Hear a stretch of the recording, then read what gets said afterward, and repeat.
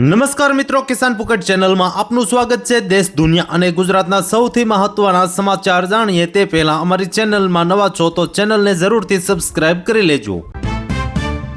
ખેડૂતોને વૃદ્ધાવસ્થામાં નાણાકીય સુરક્ષા આપતી યોજના પીએમ કિસાન માન ધન યોજનાની તમને માહિતી આપીએ તો ખેડૂતોએ હવે વૃદ્ધાવસ્થામાં પણ નાણાં માટે ચિંતા કરવાની જરૂર નથી। સરકાર તરફથી શરૂ કરાયેલી આ યોજના અંતર્ગત ખેડૂતોને વર્ષે ₹36,000 સુધીના પેન્શનનો લાભ મળે છે, તે પણ ખિસ્સામાંથી પૈસા કાઢ્યા વગર। રજિસ્ટ્રેશન માટે કેટલી વય મર્યાદા જરૂરી છે તે પણ તમને માહિતી આપીએ તો આ યોજના હેઠળ ખેડૂતો માટે 18 થી 40 વર્ષની ઉંમર વચ્ચે રજિસ્ટ્રેશન કરાવવું ફરજિયાત બને છે। રક્ષાબંધનને લઈને મહત્વના સમાચાર સામે આવી રહ્યા છે, ત્યારે તમને જણાવી દઈએ બહેનોને મળી રક્ષાબંધનની ડબલ ગિફ્ટ। સરકાર ખાતામાં નાખશે ₹1,500।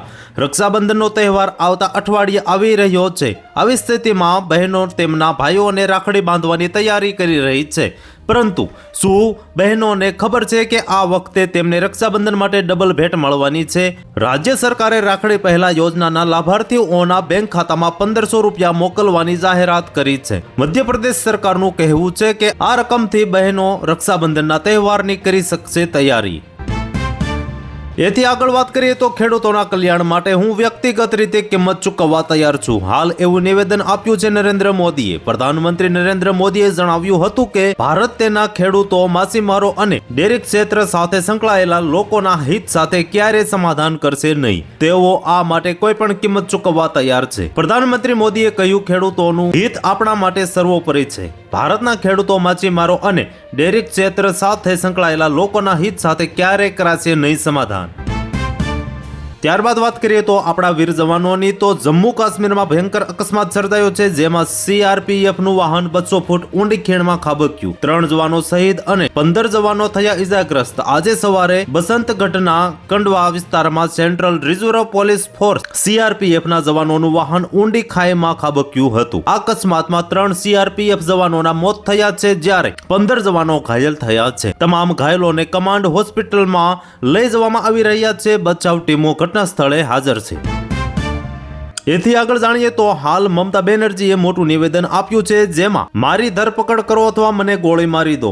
બંગાળી ભાષામાં અપમાન સામે વિરોધ ચાલુ રહે છે। પશ્ચિમ બંગાળના મુખ્યમંત્રી મમતા બેનર્જીએ બુધવારે ઝારગ્રામમાં એક વિશાળ વિરોધ રેલીનું નેતૃત્વ કર્યું હતું અને રાજ્યની બહારથી આવેલા બંગાળી ભાષી સ્થળાંતર કરનારાઓ પર થયેલ કથિત હુમલાઓની નિંદા કરી હતી। બંગાળી ભાષા અને ઓળખને ક્યારેય દબાવી શકાતી નથી તેવા સંદેશ સાથે કાઢવામાં આવેલી આ રેલીનું નેતૃત્વ તૃણમૂલ કોંગ્રેસના સુપ્રીમો બેનર્જીએ કર્યું।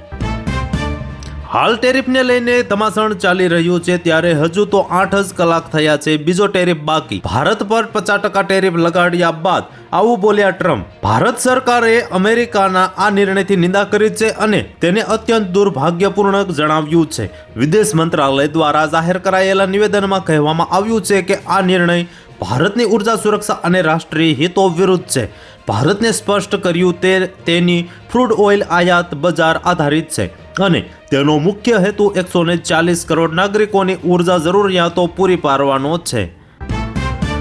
હાલ નાના બાળકોને લઈને મોટા સમાચાર સામે આવી રહ્યા છે। વડોદરામાં 8 મહિનાનું બાળક ચાંદીપુરા વાયરસથી સંક્રમિત, અત્યાર સુધી 17 બાળકોના થયા છે મોત। 2 મહિનામાં 27 બાળકોએ ચાંદીપુરા વાયરસની સારવાર લીધી છે। પંચમહાલ અને ગોધરાના સૌથી વધુ કેસ સામે આવ્યા છે। મધ્યપ્રદેશનું બાળક એસએસજી હોસ્પિટલમાં સારવાર હેઠળ ખસેડવામાં આવ્યું છે। નોડલ ઓફિસરના જણાવ્યા અનુસાર વડોદરામાં ગોધરા અને પંચમહાલથી ચાંદીપુરા વાયરસને લઈ બાળકો સારવાર લેવા આવી રહ્યા છે। રોજના 2-4 દર્દીઓ આવી રહ્યા છે સારવાર લેવા માટે। દલિત યુવતીને વિધર્મી યુવક ભગાડી ગયો, પોલીસની ઢીલી નીતિ સામે કલેક્ટર કચેરી ખાતે થયું પ્રદર્શન। બડાસા તાલુકાના ખારુઆ ગામની દલિત સમાજની યુવતીને ગયા મહિને સામત્રા ગામના વિક્રમ બફાણ નામના મુસ્લિમ યુવક ભગાડી ગયો હતો, જે બાદ પરિવારે કોઠારા પોલીસને જાણ કરી હતી। આજે 1 મહિનો વીતી ગયા છતાં પરિવારને યુવતી મળી નથી। પરિવારના સભ્યોએ ન્યાય માટે પોલીસ સ્ટેશનના ધક્કા ખાઈ થાકી ગયા, પરંતુ પોલીસે 1 મહિના સુધી યોગ્ય કાર્યવાહી ન કરતા સમાજમાં ઉગ્ર રોષ ફેલાયો છે। પોલીસની ઢીલી નીતિ સામે સમાજ આગેવાનોએ સખ્ત વિરોધ નોંધાવ્યો હતો। રાજ્યમાં પોલીસ ભરતીને લઈને મહત્વના સમાચાર સામે આવ્યા। એલઆરડીની લેખિત પરીક્ષામાં હાજર રહેનારા ઉમેદવારોના ગુણ થયા જાહેર। રાજ્યમાં લોકરક્ષક કેડરની 12,000 જેટલી જગ્યા માટે 15 જૂન 2025ના રોજ 2.37 લાખથી વધુ ઉમેદવારોએ લેખિત પરીક્ષા આપી હતી. 30 જૂને ભરતી બોર્ડે લેખિત પરીક્ષાની ફાઇનલ આન્સર કી જાહેર કરી હતી, જ્યારે 7 ઓગસ્ટ લોકરક્ષક કેડરની લેખિત પરીક્ષામાં હાજર રહેલા ઉમેદવારોના ગુણ જાહેર કરવામાં આવ્યા છે.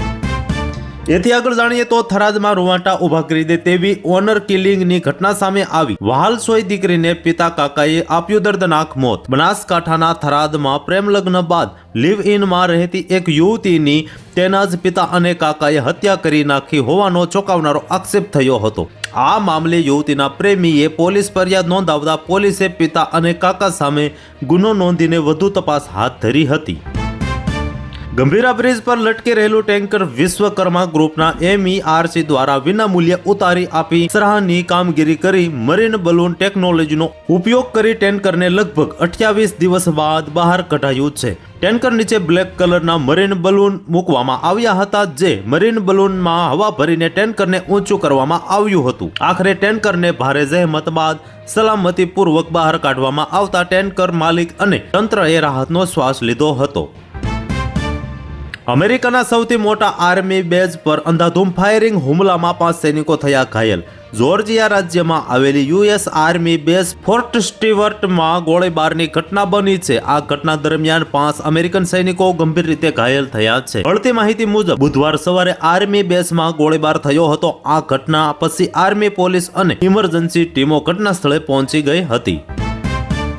ત્યારબાદ વાત કરીએ તો વિધાનસભામાં મુખ્યમંત્રીને મળ્યા બાદ ગોપાલ ઇટાલિયા થયા દુઃખી. જ્યારથી ગોપાલ ઇટાલિયા ધારાસભ્ય બન્યા છે ત્યારથી તેઓ સતત કોઈને કોઈ મુદ્દાઓ પર પોતાનો અવાજ ઉઠાવતા રહે છે અને જેના કારણે તેઓ ચર્ચામાં આવી જાય છે. ગઈકાલે ગોપાલ ઇટાલિયા પહેલી વખત મુખ્યમંત્રી ભૂપેન્દ્ર પટેલને મળવા પહોંચ્યા હતા અને ત્યાં તેમણે મુખ્યમંત્રીને મળીને રજૂઆત પણ કરી હતી. ત્યારે સોશિયલ મીડિયાના માધ્યમથી ગોપાલ ઇટાલિયાએ એક વિડીયો બહાર પાડ્યો છે અને આ વિડીયોના માધ્યમથી તેમણે ખૂબ જ દુઃખ વ્યક્ત કર્યું છે.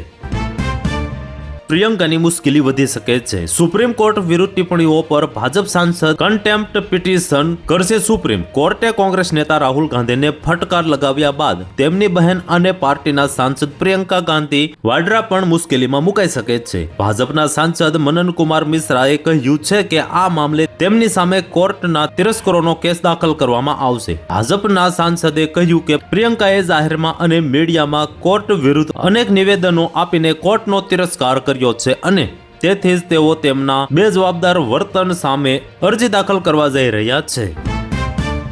હાલ રેલવે જગત તરફ આગળ જાણીએ તો એક જ દિવસમાં ટિકિટ વગરના 5,100 મુસાફરો પાસેથી 13.5 લાખની વસૂલી. ભારતીય રેલવેના ઇતિહાસમાં પહેલીવાર બન્યું હશે કે એક જ દિવસમાં ટિકિટ વગર મુસાફરી કરતા 5100થી વધુ મુસાફરો પકડાયા હોય અને દંડની રકમ 13 લાખ રૂપિયાને વટાવી ગઈ હોય. વેસ્ટર્ન રેલવેએ ટિકિટ વગર મુસાફરી કરનારા લોકોને પકડવા માટે NAMAST અભિયાન એટલે કે નમ્રતા NAM ઓર a strong S ticket examination TE અભિયાન હાથ ધર્યું છે. એના અંતર્ગત ટિકિટ ચેકર સરપ્રાઇઝ ચેક કરવા સાથે હાઈ ઇમ્પેક્ટ ચેક કરીને ટિકિટ વગર મુસાફરી કરતા લોકોને પકડે છે.